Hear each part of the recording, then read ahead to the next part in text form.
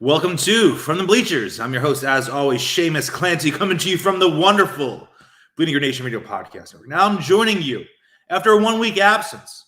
Last week, the Eagles game getting moved to Tuesday night football. You certainly heard me complain about that on the 92nd episode of From the Bleachers. How is this already the 93rd episode? It's an entirely different discussion. But because that game got pushed back to Tuesday and I had some holiday plans, I was not able to talk with you all last week. But I am back this week. Eagles riding high, winning record for the first time since week 1. Currently, if the regular season ended today, the Birds will be in the playoffs. They control their own destiny. They win these next 2 games. They're in. And even in a scenario that's not that far-fetched, can clinch as early as this Sunday. What happened on this past Sunday? Giants. Eagles played the worst first quarter in the history of organized football. And then they go and score 34 answered points and absolutely demolish the Giants. Joe Judge, the Philadelphia native, St. Joseph's Preparatory School transferee, all week coaching a 4-10 team going into Sunday, is blasting fly. Eagles fly, gonna fly now. Meek Mill, DJ Jazzy Jeff, and the Fresh Prince in practice, trying to amp up his sorry sack of a team for this game because he still has that energy. That weak energy from last season, week 17 of last season, when the Eagles tanked that game against Washington, which caused the Giants to miss the postseason. Know what I say to that, Joe Judge? If you're 6-10, you probably didn't deserve to make the postseason in the first place. So what happens? Joe Judge rolling with a combo of Mike Glennon, Giraffe Boy, and Jake Fromm at quarterback. Have a putrid performance in Philadelphia. If I was a New York Giants fan, I would be embarrassed to be alive if that was my favorite team that I involved my life with, whether I'm a podcaster, writer, or just a fan who's consuming all this Giants content every single day, every waking moment of the day. That's a rough existence. And for those of you out there who may know people like that, check on them. Say something. Make sure they're okay, because I know if I was a Giants fan, I would not be okay. We have this late stretch. We knew the last 4 games of the season were going to be divisional games. And we assumed this was probably going to be a weak NFC East year. So we thought these last 4 games could be the difference between winning the division, not winning the division. Obviously, Cowboys have run away with the division this year. As much as we always talk about the offensive power with Dallas, their defense has been absolutely unbelievable. They'll have the defensive rookie of the year team. They have 2 legitimate defensive player of the year candidates on their team, in Trayvon Diggs and Micah Parsons. But because of this stretch, because of how poor the Washington is, because of how poor the Giants are, they can still make some noise here. They win this game against Washington, a team they played. This will be their 3rd game in 13 days. So less than 2 weeks ago, they played this team. Play them again. Washington maybe a little healthier at quarterback. Probably Taylor Heineke playing now, not some dude off the street like it was when they came to the Link a couple weeks back, or really last week, right? It just, the schedule is breaking my mind. I'm still not over that, because I think that slow start against the Giants was due in part to the fact they had 4 days rest and had just played a full football game. That's what that slow start meant to me. That's what I took away from that slow start. Jalen Hurts on a bum ankle, 4 days rest, can't even run, has 2 rushes for 7 yards. That was his lowest rushing total, or the last time he had just 2 rushes in the game that he started since 2017 at Alabama in a gigantic blowout win. So this isn't really the Jalen Hurts we're used to, and I think that short rest really prevented him from being the Jalen Hurts we know as a guy who's a playmaker with his legs. And we will need Jalen Hurts to be a playmaker with his legs this upcoming Sunday down in Landover, Maryland, against the Washington football team. Because Miles Sanders has a broken hand. Jordan Howard, I don't think he's going to play on Sunday. The Eagles just signed Kerryon Johnson back to the practice squad they have there. So I feel like he might go on Sunday. So Jordan Howard, I mean, we look at the way that offense was pounding the rock with and without him, and his emergence this season coincided with the Eagles revolutionizing their offense and reinventing themselves and becoming this team that has become one of the most efficient offensive attacks in the league by being an historically great rushing team. I'll miss Jordan Howard a lot. Miles Sanders, No touchdowns this year. I've been a critic of Miles in the past, but obviously he's played tremendous these last few weeks. Had 2 100-yard rushing games. I'm still iffy sometimes about his ball security, his ability as a passer, all of those things. Ability as a pass catcher, I should say, and similar things. But he's been a workhorse. When he's in there, the Eagles play better. They do need him in there to a degree. But the rushing attack this week, they're going to need something from Hurts. I don't know if he can provide it yet. It stinks that they're getting this schedule jam-packed sandwich thing going on just as he's dealing with that ankle issue. But they'll have Boston Scott out there. Giant killer, played really well last week, had 41 rushing yards and a touchdown. Has 12 career touchdowns, I believe, 8 of them against the Giants. We'll see if that stretch carries over to a similar NFC East opponent that we all hate with Washington this upcoming week. We have Kenny Gainwell will probably be a big factor in the offense this week if the Eagles still maintain that rush-heavy attack. And even without Sanders and without Howard, I still firmly believe that should be the focal point of the offense because of the strength of this offensive line. Yes, Miles Sanders has performed well this year. Yes, Jordan Howard has performed well this year. But that's because of how great this offensive line is. You have 3 legitimate all-pro candidates at left tackle, center, and right tackle. You have a guy who I think is the best right tackle in football, and Lane Johnson. You're the best center in football for the last 10 years. And Jason Kelce, a future Hall of Famer right there. And then at left guard, you have Landon Dickerson, who's going to be a stud in his own right. And then whoever they're rolling out in right guard, depending on the injuries this year, has held their own there. And Nate Herbig has improved this season. And I like what I saw from him this past week. A little iffy in that Giants game a couple weeks back, the one that was in the Meadowlands. But this past week, played well enough against Washington. And I'm excited what can happen with him in his future. Because the Eagles do have a lot of moving parts on their interior line. They have Jack Driscoll there. We'll see what happens with Brandon Brooks' future, Sua Peta, all those guys in the mix for sure. So I still think, even though they're down to what is essentially their 3rd and 4th string running backs, 5th string running backs, I still think they need to run the ball. It's proved successful. They signed Jordan Howard off the street, and he turned into Jordan Howard of 2016. And that's a credit to Jordan Howard, of course, but more so because of this offensive line. So I don't want to see a performance where Nick Sirianni comes out early. He's throwing the ball a lot because he's scared of Hurts' his ankle injury. He's not as confident in Gainwell and Boston Scott, all these different things. Kerryon Johnson, if he ends up being on the active roster come Sunday. I still want to pound the ball. I still want to run the ball.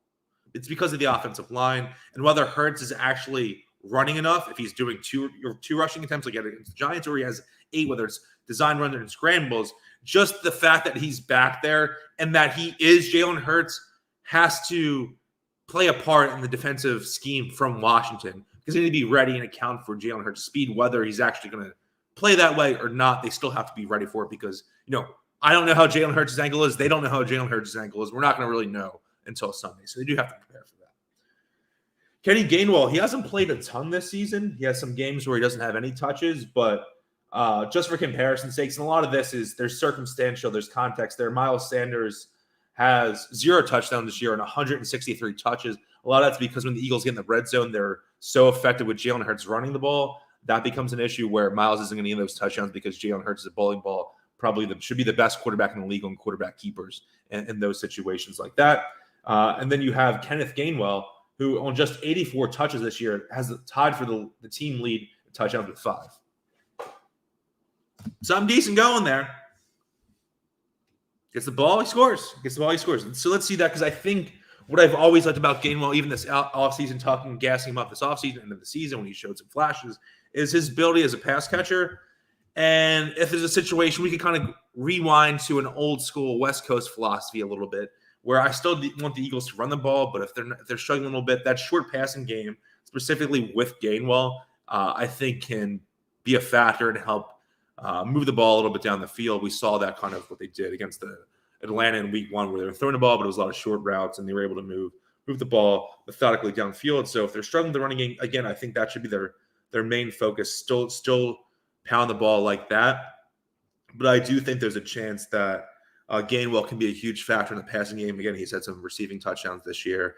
And I'd like to see what you have from him, because it's a situation where, hey, Gainwell balls out these last 2 games of the season. The Eagles win both these games. They make the playoffs. They look good there. It could entice the Eagles even more so than they may already think to move away from Miles Sanders next year and go with a rotation of Kenneth Gainwell with our Boston Scotts still this year, or they draft another guy on day 3 in the 2022 NFL draft to complement that whole nucleus, because they know Given this offensive line, whether Jason Kelsey's still here or not, Landon Dickerson will be here, Jordan Mailata will be here, Lane Johnson will be here.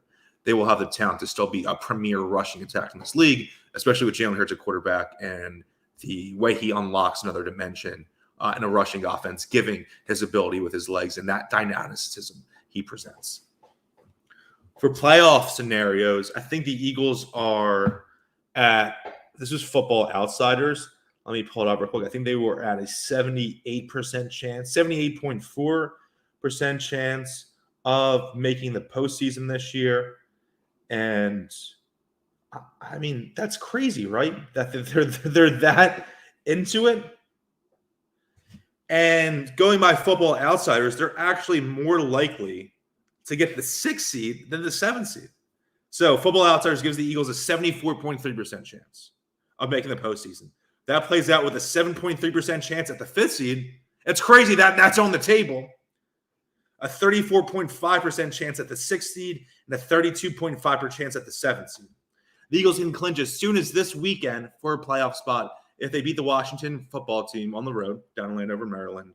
The Green Bay Packers beat the Minnesota Vikings at home. The Vikings are currently the 8th seed. The Eagles are the 7th seed. Vikings first team looking out. And then they either get a win by the Panthers on the road against New Orleans or San Francisco picks up a win. So there is a situation where the Eagles, come next time we're talking to you, are officially a playoff team. Yes, I think they'll make the postseason. I've been adamant that all, the last couple of weeks, last month or two, going in that stretch after the Lions game, I was so out on the team, and they sucked me so much back in. And I'm just so excited and elated at the moment that we were playing meaningful football in Philadelphia into January. I absolutely love and adore it. Look at the potential playoff matchups. Do we want Green Bay to have the 1st seed? I'm thinking, yeah. I don't want the Eagles to go to Green Bay and play at Lambeau in January in week 1. And week 1 of the postseason, wild card weekend, what do you want to call it? They could somehow play the Cardinals. That's the ideal scenario for sure. Rams, I'll take my chances against them. Cowboys, disgusting to say, Cowboys scare me. The Eagles do not match up well with Dallas. We saw that back on Monday Night Football earlier the season in week 3, and we'll see what happens next week when they go down to, Dallas will play here in Philadelphia at the Link in week 18. We'll see what happens with that Dallas team, because it could be a situation where they're resting their starters because they, have their spot locked in for the postseason. The Eagles are still playing for their own postseason playoff hopes and playoff life. And it could be a situation where the Eagles end up playing Dallas in week 18 and in the first round of the playoffs. That happened back in 2009. Bad vibes there. The Eagles lost in week 17 to Dallas, and then they went down and lost, I believe, 34-10 in the wild card round against the Cowboys in 2009. 2009, that's the game. Bob McNabb comes out of the tunnel playing the air guitar. McNabb's last game as a Philadelphia Eagle. Really bad vibes that game. And they make it. And then the Bucs play the Bucs decently well. I think the score was a bit of wasn't as close to the score indicated because Tampa Bay was up in that game. That was week 4 on Thursday Night Football earlier this season, or week 5. And yeah, who wants to play Tom Brady in the postseason, right? So if they could land one of the NFC West teams between the Rams and the Cardinals, that'd be ideal. And again, that could be in play because I know if San Francisco drops one of these last 2 games and the Eagles win both of theirs, the Eagles would in fact be the 6th seed. And they'd be in a position to play where they could be playing the Rams. And I'll take our chances against Sean McVay out in L.A. I'd rather that than Aaron Rodgers and Lambeau or this Cowboys team that is so talented on both sides of the ball. I think that's going to be the vibe. That's what I want to happen. And it takes one team, and maybe they do end up playing in Lambeau. Maybe they end up playing whoever. Maybe they play in Lambeau in terrible weather, and this rushing attack just pounds the Green Bay defense. Aaron Rodgers can't throw because it's inclement weather, and who knows what happens. That's the fun of the playoffs. That's why they call it a wild card weekend, because it's wild. It's a nice short check-in, right? Because we haven't talked in a couple of weeks here. Want to give my condolences to the Madden family. John Madden, I don't think any figure in the history of the sport is responsible for creating more NFL football fans. Madden recording this early Wednesday morning. Madden passed on Tuesday at the age of 85. Very sad. From his rise in the late 60s with the Raiders to his historic broadcasting career, a guy who was a broadcaster and was more famous than almost any player on the field he was commenting on and communicating about to the audience, a guy who could break down the game in its simplest form to someone who didn't understand the sport at all, or could stay up all night diagramming a specific play in the minutia of the game, to the hardest of hardcore fans. Guy who sounded and had this booming voice, but was still inviting. He sounded like a guy you would meet up with at your corner bar and just shoot the bull with like that. And a legend. And definitely for the last 25, 30 years has, through the Madden video games, I've spent thousands, literally, not even without hyperbole, thousands of hours watching or playing Madden those back in the day when I was a kid. And, you're 6 years old and you're learning how to disguise blitzes and taking the safety off the field with going up the seam with a 9 route on a slot receiver, and you have another guy running the post underneath him, scheming guys open like that. That's stuff that bore an entire new generation of football fans where they almost understand X's and O's better than some of the commentators on now who are just doing the worst John Madden impersonation ever, which it's really hard to follow in Madden's footsteps. He is the greatest sports broadcaster of all time, and it ain't close. It ain't close. So John Madden was actually with the Philadelphia Eagles in the 1958 training camp, got a little injured, never played in the pros, but maybe Mitchell and Ness can get together a number 77, 1958 John Madden jersey. How sick would that be? Maybe I could get one for free. We'll see. That's it for me. A little short pod. Maybe I'll do another one later in the week, but I just need to get back in the rhythm of things. I'll be back tomorrow. So this will probably drop either late Wednesday night or early Thursday. Thursday around noon, I will be recording another episode of Odds and End Zones with my boy Zoe, talking about the lines a little bit and just what's going on with this Eagles team. So let's destroy the NFC East the rest of the way. Let's beat Dallas. Maybe you have to go down there in Wild Card Weekend and beat them again. I will be a nervous wreck all week. I'll be simultaneously cocky and afraid, and I don't know, my adrenaline will be through the roof, and that's what it's all about, right? But so that's it for me, Shamus Clancy. Follow me on Twitter and Instagram at Shamus Clancy. You can follow the BGN Instagram that I run with our great producer Ray Shell at Bleeding Green on Instagram. If you like my podcasting, if you like my writing for BleedingGreenNation.com and LibertyBallers.com, SB Nation's home for the Philadelphia 76ers, you can check out my Patreon newsletter, patreon.com/Shamus Clancy. That's it for me. Hopefully next time I'm talking to you on From the Bleachers, it's after a big win, or maybe I'm gassing myself and you all up with the second podcast later in the week. As always, keep bleeding green.